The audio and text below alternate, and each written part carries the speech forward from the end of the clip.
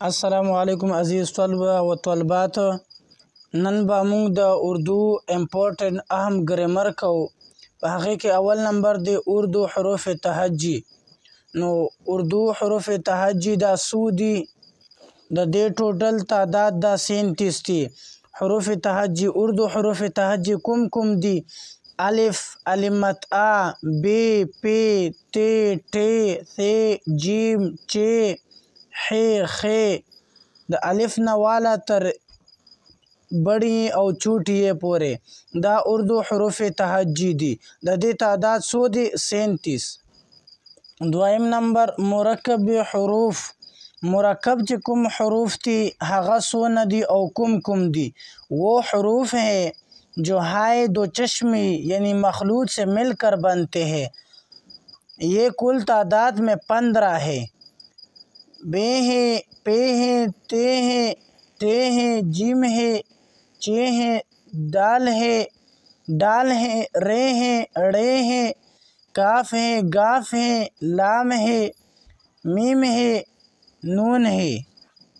مرکب حروف وہ حروف ہیں جو ہائے دو چشمی مخلوط سے مل کر بنتے ہیں. یعنی هغه حروف چې دا کوم دوه سترګې هې ده دې سره ملو شوي وي او د دې ټول تعداد چې دی ټوټل تعداد د دې 15 دی. بے ہے، پے ہے تر آخره پورې، نون ہے پورې. زبان کی جدید اصولوں کے مطابق الف پہلے اور علمت آ بعد میں آتا ہے کیونکہ الف ایک جبکہ الف پلس الف از ایکول ٹو علمت آ شمار کیا جاتا ہے. اسی طرح ہائے مخلوط اردو میں کبھی لفظ کے شروع میں نہیں آتا. حمزہ اردو میں پورا حرف شمار نہیں ہوتا. یہ بسا اوقات بطور اضافت آتا ہے. مثلا سرمایہ اردو، مجموعہ کلام، تحفہ خلوص. د زبان د جدید اصول مطابق الف چې دا اول راځي او بیا علمت آ راځي، خو کله ځکه چې الف جمع الف نو د دې نه جوړ کړی شو علمت آ، دا په علمت آ کې شمار کړی شو. همدغه رنګ دوه سترګې هې چې دا دو چشم هې چې دا کله هم د اردو په یو لفظ کې هم په شروع کې نه ده راغلی، نو دا د حمزه اردو په پورا حرف کې نشي شمار کېدی. یعنی دا کله به طور اضافت باندې راځي لکه څنګه مثال ورکړی دی. مثلا سرمایہ اردو، مجموع کلام، تحفہ خلوص. نو دې کې وګوره سرمایہ اردو، سرمایہ کې دا دو چشم هې راغلی ده. مجموع کلام په دې کې هم دوه سترګې هې راغلی ده. تحفہ خلوص کې هم دو سترګې یعنی دو چشم ہے راغلی ده. دریم نمبر نظم کے لفظی معنی ہے پیرونا، جیسے موتی لڑی میں پیروئے جاتے ہیں. ادب کی روح سے اشعار کے مجموعے کو نظم کہتے ہیں. اس دا نظم تعریف. نظم کے لفظی معنی ہے پیرونا، جیسے موتی لڑی میں پیروئے جاتے ہیں. دا نظم لفظی معنی ده یعنی پیرل. څنګه چې تسبیح چې دی کنه دا په ترتیب کې دی او پیرل شوي دي. څنګه چې دا تسبیح والا تار دی په دې کې ډېرې تسبیح یو دانه دوه درې نو دا ورکې پیرل شوي دي، نو دې معنی ده پیرونا، دې ته پیرونا وایي. نو د نظم هم داسې معنی ده او داسې ترتیب دی. د ادب په لحاظ سره چې کوم اشعار مجموعه ده دې ته نظم ویل کېږي. د شعرونو مجموعه چې ده یعنی ډیر شعرونه چې راجمع کړی شي نو د دې نه نظم جوړ کړی شي. جیسے کہ فکر و دانش کی ہے معراج خدا کا اقرار، یہی وجودان کی آواز ہے فطرت کی پکار. نو دا چې دی دا نظم دی، دا د نظم مثال دی. پنځم نمبر مخمس. مخمس څه معنی ده، څه ته وایي؟ جس نظم کے ہر بند میں 5 مصرے ہوں اسے مخمس کہتے ہیں. یعنی مخمس څه ته وایي؟ جس نظم کے ہر بند میں 5 مصرے ہو اسے مخمس کہتے ہیں. یعنی د کوم نظم په هر بند کې چې 15 مصرې وي نو دیتا مخمس ویل کیگی۔ جیسے کہ ہم ان سے حلم و صبر و شکر کا پیغام لیتے ہیں کہ جب چلتے ہیں کم از کم خدا کا نام لیتے ہیں، یہ کام آئے نہ آئے ہم انہی سے کام لیتے ہیں، گلوں سے خار بہتر ہیں جو دامن تام لیتے ہیں، ہم ان سے مطمئن ہیں اور ہم سے شادیاں سڑکیں۔ دا نظم دی او د دې پنځمې سرې دي نو دې ته مخمس ویل کیږي۔ شپږم نمبر صنعت تضاد۔ صنعت تضاد څه ته ویل کیږي؟ کلام میں دو ایسے الفاظ استعمال کرنا جو ایک دوسرے کی ضد ہو اسے صنعت تضاد کہلاتا ہے۔ جیسے مندرجہ بالا شعر میں فانی اور باقی ایک دوسرے کی ضد ہے۔ صنعت تضاد څه ته ویل کیږي؟ په کلام کې دوه داسې لفظونه استعمالول چې هغه د یو بل یعنی ضد وي، دې ته صنعت تضاد وایي۔ لکه په دې شعر کې شاعر فرمایلی دی فانی ہے ہر ایک چیز ہر ایک رسم و رواج باقی ہے مگر ایک دوام اخلاص۔ په دې شعر کې فانی او باقی دا د یو بل متضاد یعنی د ضد نه وتی متضاد دی، فانی او باقی دا د یو بل ضد دی۔ اووم نمبر غزل کی تعریف۔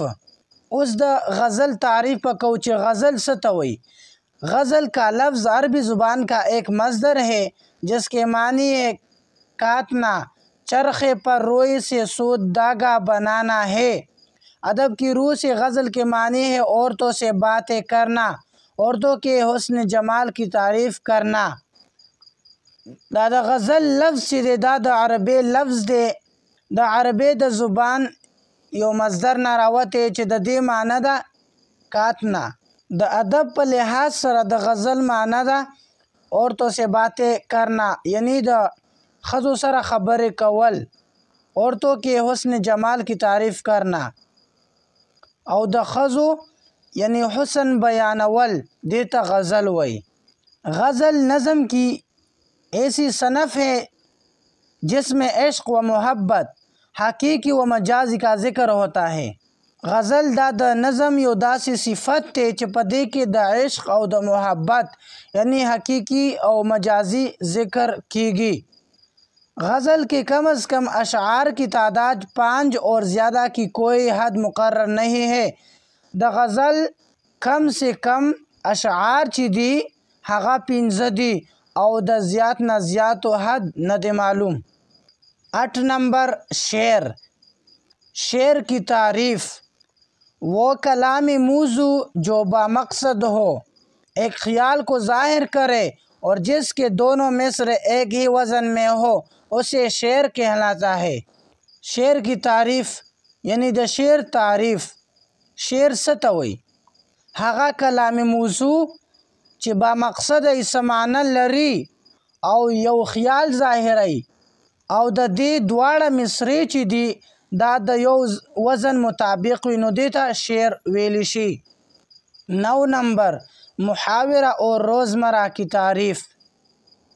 محاورہ کی تعریف جب دو یا دو سے زیادہ الفاظ حقیقی معنوں کے بجائے مجازی معنوں میں استعمال ہو تو وہ محاورہ کہلاتا ہے۔ یعنی محاورہ څه ته وایي؟ دوه یا د دوه نه زیات الفاظ چې هغه په حقیقي معنو په ځای باندې مجازي معنو کې استعمالیږي دې ته محاورہ وایي۔ مثلا آنکھ دکھانا، آنکھوں سے گرانا، آنکھیں بچانا، 9 2 11 ہونا اور تارے گننا وغیرہ۔ مثالونه ورکړي دي آنکھیں دکھانا سترګې ښودل، آنکھوں سے گرانا د سترګو نه پریوتل، آنکھیں بچانا سترګې خورول، 9 2 11 ہونا 9 او 2 او 11 کېدل، اور تارے گننا وغیرہ او ستوري شمارېدل۔ روزمرہ کی تعریف۔ روزمرہ اہل زبان کی بول چال کا نام ہے۔ روزمرہ میں الفاظ اپنی حقیقی معنوں میں استعمال ہوتے ہیں۔ روزمرہ دا د اہل زبان د بول چال نوم دی۔ روزمرہ الفاظ چې دا په حقیقی معنوں کی استعمالیگی محاورہ قواعد کے حدود میں آتا ہے جبکہ روزمرہ قواعد سے بالاتر ہوتا ہے۔ محاورہ دا د قواعد و حدود کے راضی خو روزمرہ دا د قواعد نہ بالاتر دا۔ اسی طرح محاورے میں تبدیلی نہیں ہوتی جبکہ روزمرہ اہل زبان کے مطابق بدلتا رہتا ہے۔ محاورہ کی تبدیلی نہ راضی اور پر روزمرہ اہل زبان مطابق اور روزمرہ کی تبدیلی راتلی شی۔ 10 نمبر حمد کی تعریف یعنی حمد تعریف اسی نظم جس میں اللہ تعالیٰ کی تعریف بیان کی گئی ہو اسے حمد کہتے ہیں۔ ہاغا نظم چی پا حقیقی دا اللہ تعالیٰ تعریف شوی حقیقتا حمد وی۔ نعت کی تعریف اسی نظم جس میں رسول اللہ صلی اللہ علیہ وآلہ وسلم کی مدح و تعریف کی گئی ہو اسے نعت کہتے ہیں۔ چپکم نظم کے دا محمد مصطفیٰ صلی اللہ علیہ وآلہ وسلم تعریف شوی نو حقیقتا نعت وی۔ مطلع کی تعریف غزل کا پہلا شعر جو ہم قافیہ اور ہم ردیف ہو اس کو مطلع کہلاتا ہے۔ مطلع ستوی دا غزل چی اول کم شعر دے چی ہم قافیہ اور ہم ردیف پکی وی حقیقتا مطلع وی۔ مقطع کی تعریف مقطع ستوی غزل کا آخری شعر جس میں شاعر اپنا تخلص بھی استعمال کرتا ہے اس کو مقطع کہلاتا ہے۔ مقطع ستوی دا غزل آخری شعر چی پا حقیقی شاعر خپل تخلص استعمال کی حقیقتا مقطع وی۔ ردیف کی تعریف اس ردیف ستوی دا ردیف تعریف ایسے ایک یا ایک سے زائد الفاظ جو شعر کے آخر میں قافیہ کے بعد بار بار دہرائے جاتے ہیں تو اس کو ردیف کہتے ہیں۔ داسی یو یا یو نہ زیاد الفاظ چی دا شعر پا آخر کے دا قافیے نہ بعد بار بار راضی نو دیتا ردیف وی۔ 11 نمبر لفظ کی اقسام لفظ کی تعریف انسان جو کچھ بھی اپنے زبان سے بولتا ہے یا وہ بامعنی آواز جو زبان سے ادا کی جاتی ہے اسے لفظ کہتے ہیں۔ یا چند حروف کو خاص ترتیب سے لکھا جائے یا مختلف حروف کو خاص ترتیب سے ملا کر پڑھا جائے تو لفظ بنتا ہے۔ یا وہ مرکب آواز جو کئی آوازوں سے مل کر بنے لفظ کہلاتا ہے۔ لفظ قواعد کی پہلی کڑی ہے۔ لفظ ستوی دا انسان دا زبان نا چی کوما خبر ہوم اوزی یو خبر اوکا نو دیتا لفظ ویلے کیگی هغه کا معنی لری او کا نلری نو دیتا لفظ ویلے کیگی۔ یا یسو حروف په ترتیب سره لیکل یا مختلف حروف ته خاص ترتیب ورکول او ملاول دینا هم لفظ جوړیږي۔ لفظ چې دا د قواعد اوله کړی ده۔ جملے کی تعریف دو یا دو سے زائد با ترتیب الفاظ ملانے سے جملہ بنتا ہے یا الفاظ کا ایسا ترتیبوار مجموعہ جس سے خاص مفہوم یا پورا مطلب سمجھ میں آ جائے جملہ کہلاتا ہے۔ جیسے علم بڑی دولت ہے مکمل جملہ ہے۔ دو یا دو نہ زیاد با ترتیب الفاظ چی ملاو کړی شي دینا جمله جوړه کړی شي او الفاظ چې دیتا یو خاص ترتیب ورکول د هغې مجموعه چې د هغې خاص مفهوم او مطلب وي دیتا جمله ویل کېږي۔ څنګه علم جیسے علم بڑی دولت ہے څنګه چې دا لیکلی چې علم یو غټ دولت ہے دا مکمل جمله ده۔ لفظ کی اقسام کلمہ محمل کلمے کی تعریف وہ لفظ جس کے کچھ نہ کچھ معنی ہو یعنی بامعنی لفظ کلمہ کہلاتا ہے اس کو لفظ موضوع بھی کہتے ہیں۔ هغه لفظ چې د هغې څه ناڅه معنی وي یعنی بامعنی لفظ ته کلمه ویل کېږي او دې ته دویم نوم موضوع هم ویل کېږي۔ محمل کی تعریف وہ لفظ جس کے کچھ معنی نہ ہو یا بے معنی لفظ کو محمل کہتے ہیں جیسے کانا وانا پانی وانی دانا دنکا گپ شپ۔ هغه لفظ چې د هغې هیڅ قسمه معنی نه وي یعنی بې معنی وي دې ته محمل ویل کېږي څنګه چې کانا وانا۔ روټې موټې، پانی وانی، اوبه موبه، گپ شپ، ټوکې ټکارې. لفظ موضوع کی اقسام. اوس د لفظ موضوع اقسام دی، قسمونه دی. کلمہ کلام. کلام کی تعریف. دو یا دو سے زیادہ بمعنی الفاظ کی مجموعے کو کلام یا مرکب کہا جاتا ہے، جیسے اچھا بچہ، نیک آدمی، چھوٹا باغ، پیارا وطن، خوبصورت پھول. دو یا د دو نه زیات بمعنی الفاظ مجموعې ته دیته کلام ویل کېږي، او د دې دویم نوم چې دی دا مرکب هم دی، یعنی کلام ته مرکب هم ویل کېږي. مرکب او کلام یو شی دی. څنګه چې مثال ورکړی: اچھا بچہ، نیک آدمی، ښه ماشوم، نیک سړی، چھوٹا باغ ورکوټی باغ، پیارا وطن خوږ وطن، خوبصورت پھول ښایسته گل. 13 نمبر کلمے کی اقسام. کلمے کی 3 اقسام ہے: اسم، فعل، حرف. اسم ناؤن، فعل ورب، حرف الفابet. اسم کی تعریف. وہ کلمہ یا لفظ ہے جو فرد، انسان، حیوان، جانور، کیفیت، جگہ یا چیز کے نام کو ظاہر کرے، اس کو اسم کہتے ہیں. اس میں اکیلا اپنے معنی دیتا ہے. اس میں وقت شامل نہیں ہوتا، جیسے کتاب، لڑکا، باغ، دریا، پہاڑ، پاکستان، عمر، علی، عثمان، فاطمہ وغیرہ. فعل کی تعریف.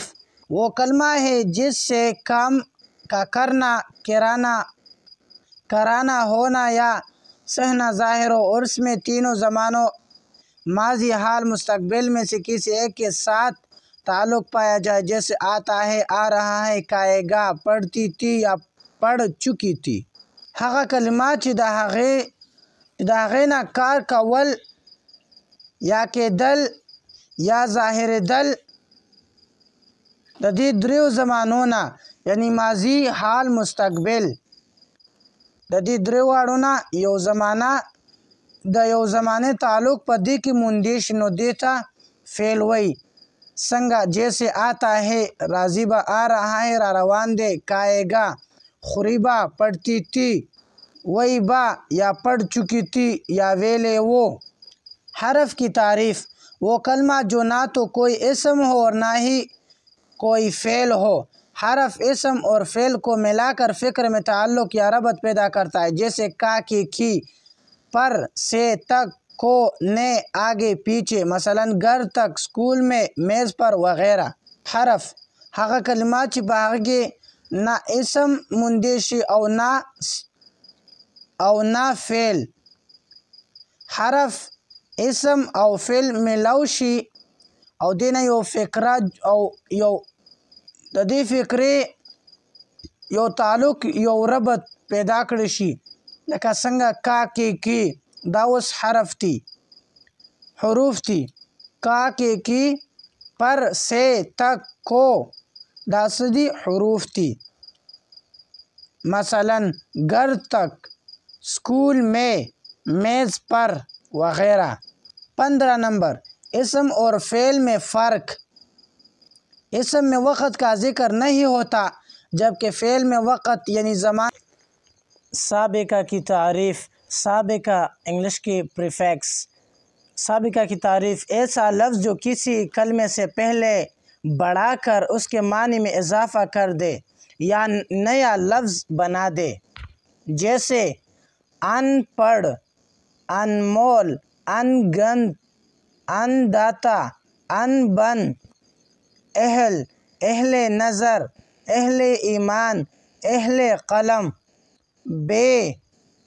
بے اثر، بے ایمان، بے ادب.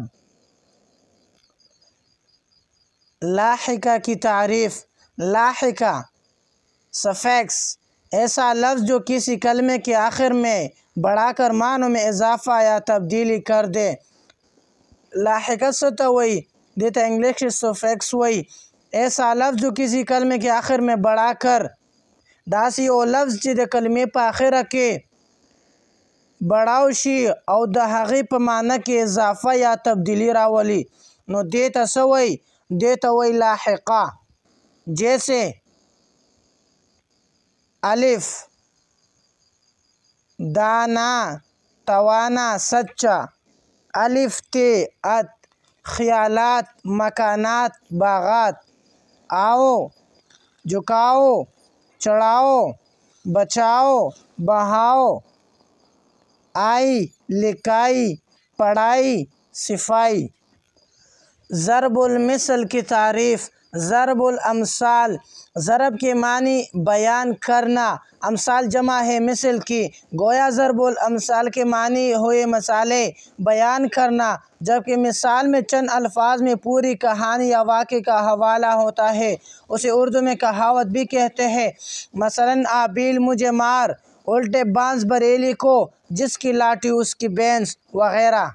د ضرب معنی دا بیانول، مثل د امثال جمع دا، گویا ضرب الامثال معنی دا مثال بیانول، خو په مثال کې یو څو الفاظو پوره کہانی یا واقعي حواله ورکول، او دې ته د اردو په زبان کې کہاوت هم ویلی شي.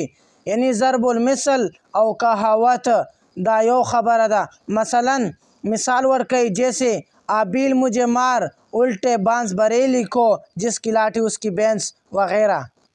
اسم کی تعریف وہ کلمہ یا لفظ ہے جو فرد، انسان، حیوان، جانور، کیفیت، جگہ یا چیز کے نام کو ظاہر کرے، اسم اس کو اسم کہتے ہیں۔ اسم اکیلا اپنے معنی دیتا ہے، اس میں وقت شامل نہیں ہوتا، جیسے کتاب، لڑکا، باغ، دریا، پہاڑ، پاکستان وغیرہ۔ جیسے یہ، وہ، تم، وہی، ہم۔ اسم هغه کلمې او لفظ ته ویلی شي په هغې کې فرد، انسان، حیوان، ځناور، کیفیت، د ځای نوم ظاهرېدل، دې ته اسم ویل کېږي. په اسم کې وخت شامل نه دی، لکه څنګه کتاب، لڑکا، باغ، دریا، پہاڑ، پاکستان۔ اسم کی اقسام. د اسم قسمونه: نمبر 1 اسم ذات، نمبر 2 اسم صفت۔ اسم کی دو قسمیں ہیں، اسم ذات، اسم صفت۔ اسم ذات کی تعریف وہ اسم جس سے کسی چیز کی حقیقت یا وجود یا حیثیت دوسری چیزوں سے الگ سمجھی اور پہچانی جائے یا ممتاز کرے اور الگ کرے، مثلا انسان، آگ، پانی، شیر، کتاب، چڑیا، بچہ، مکان، گھر، باغ وغیرہ۔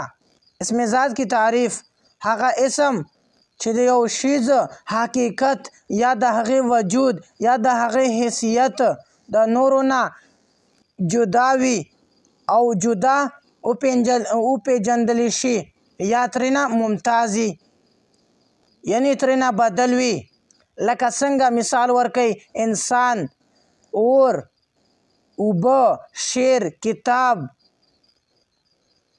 2 نمبر اسم ذات وہ اسم ذات کی تعریف وہ اسم ہے جس سے چیز یا فرد کی اچھائی، برائی، خوبی، خامی، صفت یا کیفیت ظاہر ہو، جیسے نیک لڑکا، برا آدمی، سیاہ بلی، سفید گھوڑا، کھلا میدان، اچھا بچہ وغیرہ۔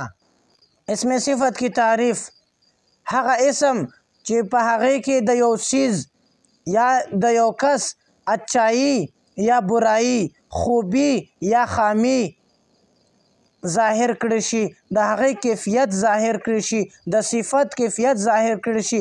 لکه څنګه؟ لکه داسې: نیک لڑکا، نیک الک، برا آدمی، بد سړی، سیاه بلی، توره پیشو، سفید گھوڑا، سپینه اسپه. په دې کې نیک، برا، سیاه، سفید دا اسم صفت تھی. استعمال اور معنی کے لحاظ سے اسم کی 2 اقسام ہے. نمبر 1 اسم معرفہ، نمبر 2 اسم نکرہ۔ اسم معرفہ کی تعریف: اسم معرفہ دویم نوم اسم خاص هم دے. اسم نکرہ کی تعریف: د اسم نکرہ دویم نوم اسم عام هم دے. اسم معرفہ کی تعریف وہ اسم ہے جو خاص فرد، انسان، جانور، پرندے، جگہ یا چیز کے لیے بولا جائے، جیسے راوی، راول، ڈیم، مری، اسلم، پاکستان، ہینا، جھیل، کوئٹہ، بحیرہ عرب، کراچی وغیرہ۔ اسم معرفہ کی تعریف هغه اسم چې د خاص فرد، انسان، ځناور، پرنده، ځای دپاره وویل شي، دې ته اسم معرفه وایي. لکه راوی، راول، ډیم، مری، اسلم، پاکستان دا ټول اسم معرفه مثالونه دي. اسم نکره کی تعریف اسم عام. اسم نکره دویم نوم اسم عام دے. وہ اسم ہے جو خاص فرد جگہ یا چیز کے لیے نہ ہو بلکہ عام چیزوں ناموں کے لیے بولا جائے، جیسے گھر، شہر، درخت، کتاب، مرد، عورت، لڑکا، لڑکی، باغ، سڑک وغیرہ. اسم نکره کی تعریف هغه اسم چې هغه د خاص کس دپاره، د ځای دپاره یا د څیز دپاره، خاص چیز دپاره نشي ویل کېدی بلکې عام څیزونو دپاره، د عام نومونو دپاره ویلی شي. دې ته اسم نکره وایي. لکه څنګه کور، خار، درخت، کتاب، سړی، ښځه، جنۍ، هلک، باغ، سڑک. جنس کے لحاظ سے اسم کی اقسام: نمبر 1 مذکر، نمبر 2 مؤنث. مذکر کی تعریف: مذکر ایسا اسم جو نر کے لیے استعمال کیا جائے، جیسے لڑکا، مرد، باپ، گھوڑا، بادشاہ وغیرہ. مذکر کی تعریف: هغه یو اسم چې هغه د نر دپاره استعمالیږي، څنګه هلک، سړی، پلار، اس، بادشاہ. مؤنث کی تعریف: ایسا اسم جو مادے کے لیے استعمال کیا جائے، جیسے لڑکی، عورت، ماں، گھوڑی، ملکہ وغیرہ. مؤنث کی تعریف: هغه یو اسم چې د هغه د مادې دپاره استعمال کړی شي، لکه جنۍ، ښځه، مور، اسپه، بادشاہ ښځه وغیرہ. تعداد کے لحاظ سے اسم کی اقسام: نمبر 1 واحد، نمبر 2 جمع. واحد کی تعریف: وہ اسم جو صرف ایک چیز، شخص، فرد، جانور یا پرندے کے لیے استعمال کیا جائے، جیسے لڑکا، بچہ، کرسی، تحفہ، میلہ، وقت، یوم وغیرہ. واحد هغه یو اسم، هغه یو نوم چې هغه صرف د یو څیز دپاره، د یو کس دپاره یا د یو ځناور دپاره یا د پرندو دپاره استعمالیږي، لکه هلک، بچے، کرسی، تحفہ، میلہ، وقت، ورځ. جمع کی تعریف: وہ اسم جو ایک سے زیادہ ناموں، جانوروں، پرندوں، افراد، چیزوں یا اشخاص کے لیے استعمال کیا جائے، جیسے لڑکے، بچے، کرسیاں، تحائف، افواج، مسائل، اوقات، ایام وغیرہ. د جمع تعریف: هغه یو اسم چې د یو نه زیات نومونو، ځناورو نومونو دپاره، پرندو نومونو دپاره، خلکو دپاره استعمالیږي، دې ته جمع ویل کېږي، لکه لړکې، ماشومان، هلکان، کرسیانې، تحائف، فوج، مسائل، وختونه، ورځې. مرکب یا کلام کی تعریف: مرکب تا دویم نوم کلام هم ویل کېږي. مرکب کی تعریف: جب دو یا دو سے زیادہ کلمات ترتیب پائے اور لفظ کا مجموعہ بامعنی ہو تو اسے کلام یا مرکب کہتے ہیں. گویا مرکب دو یا دو سے زیادہ کلموں سے مل کر بنتا ہے. مثلا اسکول جاؤ، یہ میری کتاب ہے، سب لوگ نماز کے لیے جا رہے ہیں. کله هم د دو یا د دو نه زیات کلمې په ترتیب کې وموندلی شي او د لفظونو مجموعې ته بمعنه وي، یعنی څه معنی لري، نو دې ته کلام یا مرکب ویل کېږي. گویا مرکب دو یا دو نه زیات کلمو سره چې میلاو شي نو دې نه مرکب جوړ کړی شي. لکه مثلا مثال ورکوي: اسکول جاؤ، اسکول ته لاړ شئ، میری کتاب ہے، دا زما کتاب دی، سب لوگ نماز کے لیے جا رہے ہیں، ټول خلک د لمونځ دپاره ځي. مرکب کی اقسام: مرکب یا کلام کی دو اقسام ہے. نمبر 1 مرکب ناقص، کلام ناقص. نمبر 2 مرکب تام، کلام تام ہے. مرکب کی اقسام: مرکب کی دو اقسام ہے. د مرکب دو اقسامونه دي، دو قسمونه دي. یعنی اول نمبر مرکب ناقص ورته وایي، دویم مرکب ناقص ته کلام ناقص هم ویل کېږي. دویم نمبر مرکب تام، مرکب تام ته کلام تام هم ویل کېږي. مرکب ناقص کی تعریف: وہ مرکب ہے جس سے سننے والے یا کہنے والے کا پورا مطلب حاصل نہ ہو، جیسے میرا قلم، اچھا دوست، گرم پانی وغیرہ. ایسا مرکب ہمیشہ جملے کا حصہ ہوتا ہے. مرکب ناقص هغه مرکب چې د اوریدونکي ته یا ویونکي ته پورا مطلب حاصل نشي، لکه میرا قلم، زما قلم، اچھا دوست، ښه دوست، گرم پانی گرمی اوبه داسې مرکب ہمیشہ د جملے حصہ گرزی۔ مرکب تام کی تعریف: وہ مرکب ہے جس سے سننے والے یا کہنے والے کا پورا مطلب حاصل ہو یا واضح ہو، جیسے میرا قلم اچھا ہے، وہ اچھا دوست تھا، یہ گرم پانی ہے۔ اسے مرکب مفید بھی کہتے ہیں۔ مرکب تام تا مرکب مفید هم ویل کېږي۔ مرکب تام کی تعریف: هغه مرکب چې اوریدونکي ته او ویونکي ته پوره مطلب حاصل کړی شي او هغې ته وضاحت وکړی شي، لکه میرا قلم اچھا ہے، زما قلم ښایسته دی، وہ اچھا دوست تھا، هغه ښه ملګری و، یہ گرم پانی ہے، دا گرمی اوبه دي۔ اسے مرکب مفید بھی کہتے ہیں۔ دیتا مرکب تام تا دریم نوم چې مرکب مفید هم ویلی شي۔ مرکب ناقص کی اقسام: نمبر 1 مرکب اضافی، نمبر 2 مرکب توصیفی، نمبر 3 مرکب عطفی، نمبر 4 مرکب عددی۔ مرکب جاری، مرکب اشاری، مرکب بدلی، مرکب ظرفی، مرکب امتزاجی، مرکب تاکیدی، مرکب استثنائی، مرکب تمیزی، تابع موضوع، تابع محمل، عطف بیان، حال و ذوالحال۔ مرکب اضافی کی تعریف: دو اسموں میں تعلق پیدا کرنا اضافت کہلاتا ہے۔ مرکب اضافی وہ مرکب ہے جو مضاف الیہ اور اضافت سے مل کر بنے، جیسے علی کی کتاب، حسین کا قلم، عارف کی اینک۔ ان میں علی، حسین، عارف مضاف الیہ ہے۔ مضاف الیہ پہلے اور مضاف بعد میں آتا ہے، لیکن کچھ حرف اضافت زیر یا حمزہ ہوتے ہیں، ان میں مضاف پہلے اور مضاف الیہ بعد میں آتا ہے، جیسے عشق نبی، پروانہ رسول۔ اسی طرح عربی اور فارسی میں مضاف پہلے اور مضاف الیہ بعد میں آتا ہے۔ کبھی مضاف الیہ اور مضاف مل کر پھر مضاف الیہ بن جاتے ہیں، جیسے پرندوں کے بچوں کا کھیلنا، ہمارے کھلاڑیوں کا دوڑنا۔ مرکب اضافی کی تعریف: په دوو نومونو کې تعلق پیدا کول دې ته اضافت ویلی شي۔ مرکب اضافي هغه مرکب ته ویلی شي چې مضاف او مضاف الیه او اضافت دا ملو کړی شي، لکه علی کی کتاب، د علی کتاب، حسین کا قلم، د حسین قلم، عارف کی اینک، د عارف اینکې۔ ان میں علی په دې کې علی، حسین، عارف مضاف الیہ دی۔ مضاف الیہ پہلے اور مضاف بعد میں آتا ہے۔ مضاف الیہ اول راضی اور مضاف بعد کے راضی، لیکن کچھ حرف اضافت زیر یا حمزہ ہوتے ہیں، ان میں مضاف پہلے اور مضاف الیہ بعد میں آتا ہے۔ خو کله کله حرف اضافت په وجه باندې زیر یا حمزه چې کله راشي، نو دې کې اول مضاف راشي او بیا مضاف الیہ بعد کې راشي، لکه عشق نبی، پروانہ رسول۔ اسی طرح عربی اور فارسی میں مضاف پہلے اور مضاف بعد میں آتا ہے۔ عمدہ رنگ عربی اور فارسی کے مضاف اول راضی او مضاف الیہ بعد کے راضی۔ کبھی مضاف الیہ اور مضاف مل کر پھر مضاف الیہ بن جاتے ہیں۔ مرکب توصیفی کی تعریف: وہ مرکب ہے جو صفت اور موصوف سے مل کر بنے، یعنی اسم کے ساتھ اس کی صفت بھی شامل ہو، جیسے شریف آدمی، اچھا لڑکا، نیک لڑکی، ٹھنڈا پانی، گرم چائے۔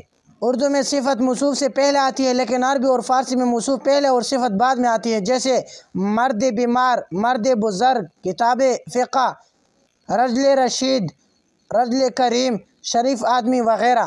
مرکب توصیفی تعریف: هغه مرکب چې د صفت او موصوف سره ملو کړی شي او د اسم سره صفت ملو کړی شي، لکه شریف آدمی، شریف سړی، اچھا لڑکا، ښه ماشوم، نیک لڑکی، نیک جینۍ، ټنډا پانی، یخی اوبه، ګرم چای، ګرمې چای۔ په اردو کې صفت د موصوف نه مخکې راځي، خو په عربي او په فارسی کې موصوف اول راځي او صفت بعد کې راځي، لکه مثال کے طور پر مرد بیمار، مرد بزرگ، کتاب فقہ، رجل رشید وغیرہ۔ مرکب عطفی کی تعریف: وہ مرکب ہے جو دو اسموں کو آپس میں ملانے کا کام دیتا ہے، گویا ایسا مرکب جو معطوف علیہ ہے، معطوف اور حرف عطف سے مل کر بنے، جیسے چاند اور ستارے، رات اور دن، امیر و غریب، صبح و شام، طالب اور مطلوب وغیرہ۔ ان میں چاند، رات، امیر، صبح، طالب معطوف علیہ اور آخر یعنی ستارے، دن، رات، غریب، شام مطلوب معطوف ہے۔ جبکہ اور واو حرف عطف ہے۔ مرکب عطفی کی تعریف. د مرکب عطفي تعریف هغه مرکب چې د دوه نومونه په خپلو کې میلاو کړي شي او گویا داسې مرکب ترېنه جوړ کړي شي چې هغه معطوف علیه او معطوف او حرف عطف سره میلاو کړي شي، نو دې نه مرکب عطفي جوړیږي. لکه چاند اور ستارے، سپوږمۍ او ستوري، رات اور دن، شپه ورځ، امیر و غریب، سحر او ماښام. په دې ټولو کې سپوږمۍ، شپه، امیر، سحر، طالب علم دا معطوف علیه دي. و آخري یعنی ستوري، ورځ،